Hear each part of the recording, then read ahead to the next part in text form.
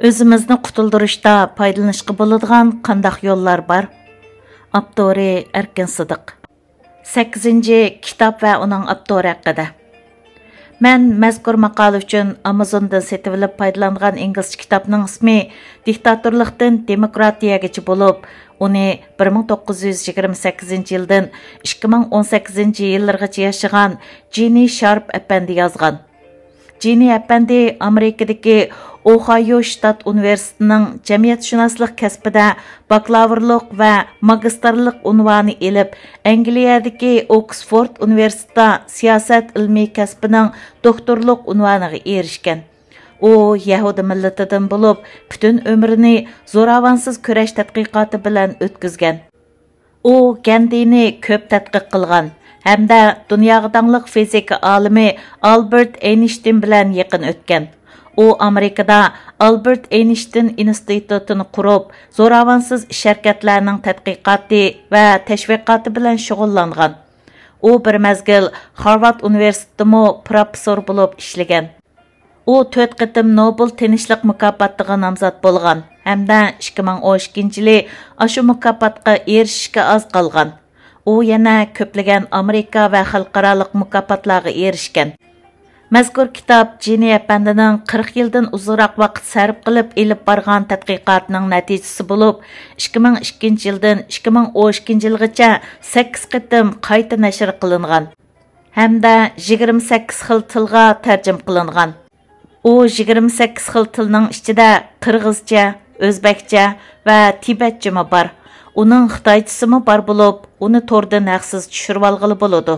U tor adresini mushu qismning eng oxiriga yozib qo'ydim. Mening qo'limda yuqorqi kitobga o'xshash nihoyat tangliq ingliz kitoblardan 5 ta kitob bor bo'lib, ularning hech qaysisi 160 betdan oshmaydi. Mazkur kitob 138 bet ekan. Oxirgi so'z. Cho'ng jihatdan elib aytganda, hozir chet ellardagi Uyg'urlar duch kelgan ig'ir masalalardan mundaqlari bor. Birinchi, Xitoy hokimiyatining Uyg'ur siyosiy da'vo ishlariga buzg'unchilik qilish, Uyg'urlarning va Uyg'ur tashkilotlarining orasiga ziddiyat selib, Uyg'urlarni o'zaro so'qishtirib, shu orqali Uyg'urlarni parchalab yo'qotish ish harakatlari. Ikkinchi, ba'zi nodon Uyg'urlarning kurash nishonini zolim Xitoy hokimiyatiga emas, Dunyo Uyg'ur qurultiyiga o'xshash amaliy ish qilayotgan Uyg'ur tashkilotlariga qartib, faoliyatchilarning va tashkilot rahbarlarining irodasini ojizlashtirib, shu orqali Uyg'ur siyosiy da'vosiga putlakashang bo'lishi va cho'ng ziyonlarni selishi. Uchinchi, qalpig'i cho'ng, ammo ichi quruq, ismi cho'ng, ammo amaliy qobiliyati yo'q hamda Uyg'ur siyosiy da'vosi uchun hech bir zaruriyati va qimmati yo'q Uyg'ur tashkilotlarining to'xtamay qurilishi. To'rtinchi, nomi cho'ng, ammo amaliy qimmati yo'q yoki amaliy qimmati to'van Uyg'urlarning o'z ichiga qartilgan yig'inlarning ko'plab ichilishi, shu orqali Uyg'urlarning moddiy mablag'i va vaqti, zehnining ig'ir darajada isrof qilinishi va Uyg'urlarni umidsizlantirishi. 5. Xeyli ko'p kishilar uchun millatim degan uqum mening kengaytilgan oilam bilan barobar bo'lib qoldi. Ular vatandagi ota-onasi yoki qarindoshlari yoki yaqin urug' tuqqanlari bilan pat-pat aloqalashib turib, ularning yo'qolib ketmaganligini millatim saqkan deb hisoblab, shuning bilan chet eldagi siyosiy da'vodan o'zlarini yiroq tutib yashayotdi. Sharq Turkistondagi Uyg'ur jamiyatidan g'oyib qilingan 9 milliondak Uyg'ur ularning kallasiga zodila xotirlanmayotdi.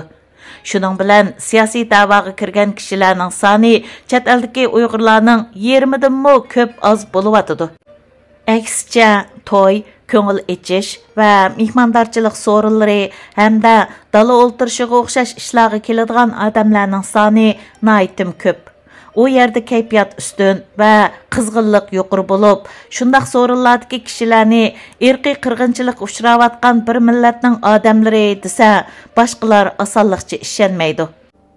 İnsanlarning ehtiyoji ularda qo'zg'atquchi kuch yoki maqsadni vujudga keltirdi. Maqsad bo'lsa, sharkatni vujudga keltirdi. Ehtiyoj yoki zaruriyat individuallarning va tashkilotlarning qanday qaror qilishini, qo'lida bor mablag'larni qanday ishlarga ishlatishni va qaysi ish harakatlarni elib berishni belgilaydi. Bizning bir qism nadan qeyrindaşlarımız mushundaq ish-harakat ilmining oddiy qonuniyatlaridan bexabar holda bu sohadagi kasbiy bilimlarni bilmagan asosda o'zlarini yetarli darajada tarbiyalamay, oldi bilan tashkilot qurib, uningga o'zlarini boshliq deb e'lon qilib, ondan qurgan tashkilot uchun ish izlayotidi. Hamda ko'pincha vaqtlarda o'zlari uchun yetarli darajada qimmati bor ish topolmay, qurgan narsalarni nomi ulug' supur-quruq tashkilot sifatida saqlab mengyotidi. Undaq tashkilotlarni qurganning o'rniga do'qqa yordamlashib ish elib borsa, uning unumi va qimmati jiq yaxshi bo'lar edi. Ammo biz undaq qila olmayotimiz. Bizda hozir har yili o'xshamagan tashkilotlar tarafidan 30-50 kishilik yepiq yig'inlar ochilib turibdi. Ammo ularning ahamiyati va amaliy qimmati ko'ngil echish yig'ilishlarinikidan ancha yuqori emas.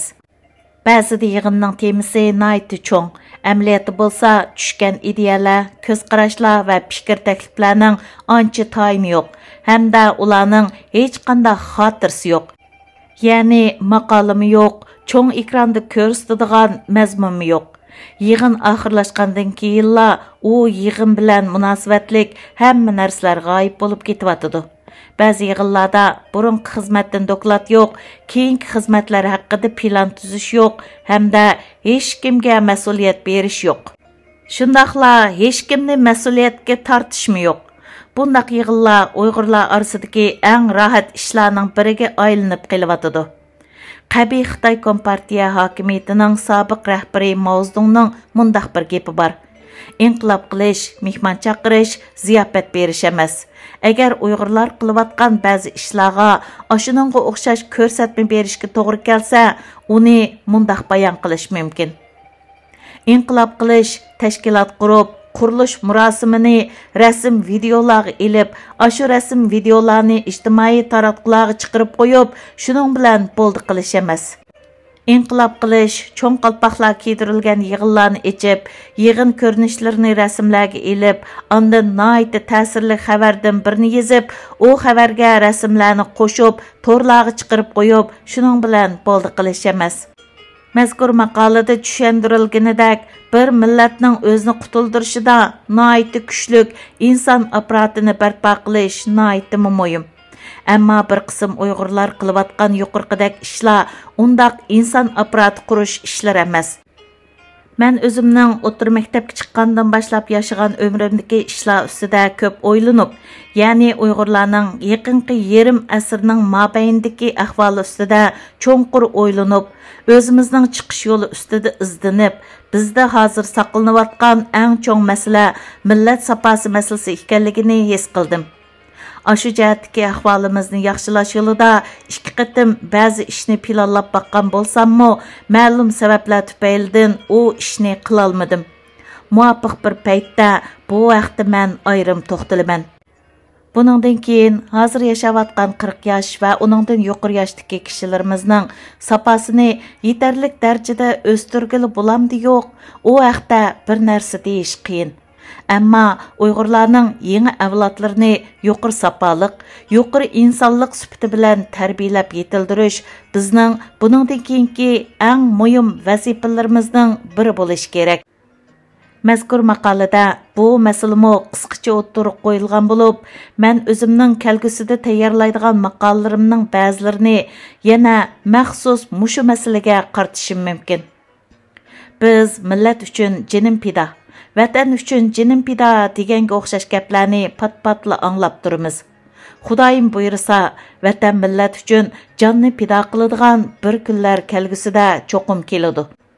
U kunlar kelishdan burun Xitoy mustamlikachilarning qo'lidan vatanni ozod qilish yo'lida chet elda elib berilayotgan kurashlarga vaqtimizni pido qilish, zihnimizni pido qilish va pulimizni pido qilish navbatdagi eng qimmatlik, eng ahamiyatlik va eng ulug' tanlashdir. Maqola tamom. 2023 yili 8 yanvar.